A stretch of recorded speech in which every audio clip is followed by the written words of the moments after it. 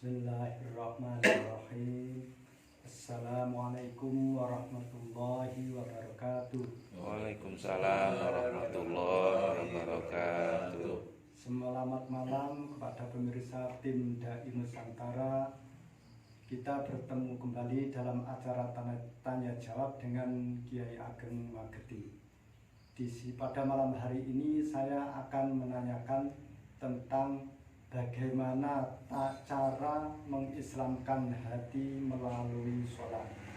Karena selama ini yang saya ketahui, cara mengislamkan sholat itu hanya sekedar ucapan, tidak pernah menyentuh di dalam hati.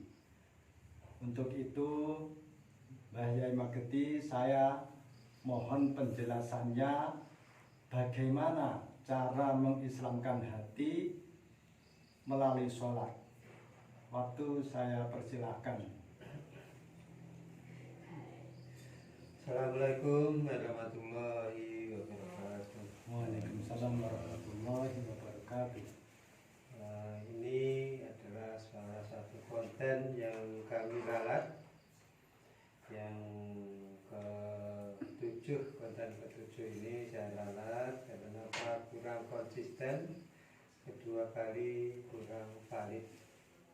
Agar lebih mudah dicerna, agar lebih mudah bisa dipahami, maka kami ralat yaitu dengan tema cara mengislamkan hati saat sholat. Jujur saya akan membukanya, yaitu saya akan mengambil dasar. Jadi kita sholat itu harus punya dasar pertama kali, kedua kali harus punya saksi, ketiga kali harus ada pengakuan. Walaupun ini enggak begitu sama dengan yang kemarin, tapi ini saya jelaskan agar lebih mudah. Salah satunya saya terangkan ini, dimanapun banyak orang itu mengucapkan kalimat syahadat tapi tidak pernah menyentuh ke dalam hati. Walaupun sehari semalam membaca syahadat 1000 kali, perasaannya sudah dimasukkan dalam hati atau dalam jantung, tapi ternyata buktinya itu tidak ada pesan di dalamnya. Nah, ini salah satu jalan agar kita bisa menyadari. Saya ambil kisah itu ketika Kanjeng Nabi Rasulullah itu akan Isra Mi'raj, itu juga dicuci hatinya dan disyahadat tauhid, diisi syahadat tauhid. Setelah diisi syahadat tauhid baru syahadat Rasul. Marilah kita buka sedikit, yaitu Rasulullah bisa menghadap Allah karena tauhidnya, syahadat tauhid dan syahadat Rasul. Pertahankan syahadat tauhid dan syahadat Rasul dan mendapat perintah sholat. Ini inti dari sholat adalah syahadat tauhid juga syahadat Rasul. Jadi mohon semua umat muslim akhir zaman ini, saya mohon untuk sadarilah dengan ilmu Allah. Saya akui di muka bumi ini, di dalam bumi, di atas langit, tidak ada ilmu yang paling agung selain ilmu syahadat tauhid dan syahadat Rasul. Jadi saya akui itu boleh dibuktikan. Makanya umat Rasulullah akhir zaman janganlah berkiblat pada ilmu tauhid ini. Jadi hati-hati kalau kamu berkiblat selain ilmu tauhid, maka kamu akan terjerumus dengan ilmumu sendiri. Kegelapan hatimu akan selalu menyelimuti dalam hidupmu. Maka dari itu kami tegaskan sekali lagi, syahadat tauhid dan syahadat Rasul adalah ilmu yang paling agung, tidak ada bandingannya kekuatannya, tidak ada yang melebihi kekuatan itu, boleh dibuktikan. Jadi saya yakinkan bahwa untuk meneruskan perjuangan Rasulullah adalah Islamkan hatimu dulu. Dengan mengislamkan hati, insya Allah perjalanan hidupmu akan diselimuti oleh cahaya iman dan cahaya malaikat dan cahaya kebesaran Rasulullah dan yang direstui oleh cahaya-cahaya kebesaran Allah itu sendiri. Jadi saya sambil garis besar yaitu caranya mengislamkan hati saat sholat. Ini ketika sebelum niat itu dibolehkan atau dianjurkan itu bacalah istighfar 7 kali, sholawat 7 kali, syahadat 1 kali. Itu dianjurkan. Ada satu kisah itu ada, kami tidak bisa tidak hafal ayatnya, tapi itu ada kisahnya. Terus saat niat perhatikan perasaanmu dirasakan, ucapanmu disatukan dengan perasaan. Setelah itu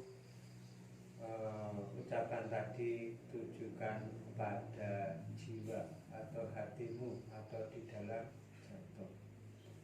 Setelah itu sudah bersatu perasaan, kekuatan, perhatian langsung tertuju pada hati atau jantung. Sudah tertumpu pada jantung, maka awalilah dengan niat dan bacaan-bacaan sholat yang lainnya, sehingga sampai saat kita duduk tahiyat awal maupun tahiyat akhir yang menyatakan asyhadu alla ilaha illallah wa asyhadu anna muhammadar rasulullah. Saat bacaan itu bayangkan lafaz kalimat syahadat tauhid dan syahadat rasul itu, bayangkan kalimatnya, kalau mampu diartikan, saksikan dengan betul-betul dan dirasakan, lepas itu tariklah kalimat-kalimat itu ke dalam jantung kamu. Atau bagi yang mampu, bagi yang tidak mampu, artikan, dirasakan, lepas itu tujukan ke dalam hati atau ke dalam jantung. Praktekkan, menarikan syahadat itu agar masuk ke dalam jantung. Saat sesudah menarik syahadat, baca syahadat tadi sudah ditarik masuk ke dalam jantung, lepas itu lepaskan angin biasa, napas biasa, lepas itu teruskan sholawatnya, bacaan sholawat sampai salam. Nah, ini cara mengislamkan hati saat sholat. Jadi apabila hati itu diislamkan lewat sholat, maka saya yakin kesaksian syahadat yang kamu ucapkan tadi akan membawa kesan atau membawa bekas di dalam hati kamu. Itulah jalan. Jadi yang saya tahu saat ini, siapapun yang mengamalkan syahadat atau membaca syahadat di luar sholat, itu saya pastikan walaupun 1000 kali satu hari satu malam tidak akan masuk ke dalam jiwa atau dalam hati. Hati itu hanya satu jalan yang diizinkan oleh Allah, yaitu saat sholat baru bisa kebuka. Tapi kalau di luar sholat, hati itu tidak bisa kebuka, tetap terkunci. Itu boleh dibuktikan, atau ingin belajar di tim kami akan mengarahkan sampai paham dan bisa melaksanakan agar lebih sempurna. Nah, itu insya Allah kami akan menuntunnya sampai bisa sampai selesai. Jadi fondasi hati itu sebenarnya adalah syahadat tauhid dan syahadat rasul. Syahadat itulah yang akan menjadi saksi saat umat Rasulullah itu menghadap Allah, saat itu ibadah itu diterima atau tidaknya. Jadi fondasi itu syahadat tauhid dan rasul itu apabila diyakini, disempurnakan saat sholat, setiap sholat disempurnakan, setiap sholat disempurnakan, diamalkan setiap sholat, nah itu akan membawa kesan atau membawa ketauhidan. Itu hikmahnya banyak, tapi saya ambil garis besarnya yaitu membawa jiwa yang tenang. Jiwa itu tidak akan bisa berontak kecuali jiwa itu tenang. Kedua kali, apabila jiwa tenang, maka sifat manusia yang awalnya itu penuh nafsu duniawi akhirnya akan dikekang oleh ketauhidan itu dan dikendalikan oleh hati. Dan sifat itu apabila dikendalikan oleh hati, maka sifat itu akan menjadi mulia. Dari sifat yang tidak mulia akan menjadi mulia. Karena apa? Karena yang mengendalikan adalah hati itu sendiri. Apabila sudah dikendalikan oleh hati, maka akan mencerminkan oleh cahaya iman. Cahaya iman itu hanya satu, yaitu cahaya putih. Tidak ada cahaya lain selain cahaya putih. Itu adalah cahaya iman yang sama dengan cahayanya para malaikat, para nabi, dan nabi kita sendiri adalah juga cahayanya putih. Ya, itu adalah sebagai dasar. Setelah itu, cahaya putih itulah yang bisa menyelamatkan kehidupan umat Rasulullah sampai yaumul hisab. Saya beri contoh, apabila mempunyai cahaya iman itu, maka seseorang yang berjalan di kegelapan, apabila dia tahu dia punya cahaya iman, maka dia bisa menuju jalan titik terang. Jalan itu akan terlihat mana yang harus aku lalui. Tapi kalau hati itu gelap, maka dia, saya pastikan, tidak tahu jalan. Jalannya pasti kesasar. Ibarat orang buta yang berjalan di jalan tapi tidak tahu jalannya, sehingga dia kesasar kemana-mana, dia tidak tahu. Ya, itulah yang menjadi masalah. Jadi marilah kita perhatikan ketauhidan Rasulullah itu. Saya ambil intinya, yaitu satu, intinya berwarna putih. Selain putih tidak ada. Yang kedua kali, pondasi cahaya iman Rasulullah adalah syahadat tauhid dan syahadat rasul yang dilaksanakan saat beliau sholat.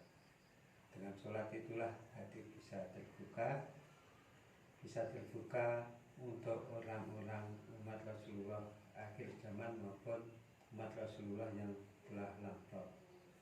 Jadi marilah kita pelajari agar kita hidup ini bermakna, hidup yang bermakna, hidup yang bermanfaat di dunia sampai akhirat. Amin. Mudah-mudahan keterangan kami bermanfaat untuk umat Rasulullah akhir zaman dan bermanfaat untuk siapapun yang melihat konten-konten kami. Saya mohon untuk subscribe, like, share untuk bisa membantu kami agar kami selalu berkarya yang lebih baik, agar kami bisa berjalan lancar dan berkembang selama-lamanya. Demi untuk umat akhir zaman agar benar-benar menuju jalan yang diridhai Allah tanpa ada embel-embel sejenis jin, setan, iblis, raja maupun yang lainnya. Sekian dari kami. Assalamualaikum warahmatullahi wabarakatuh.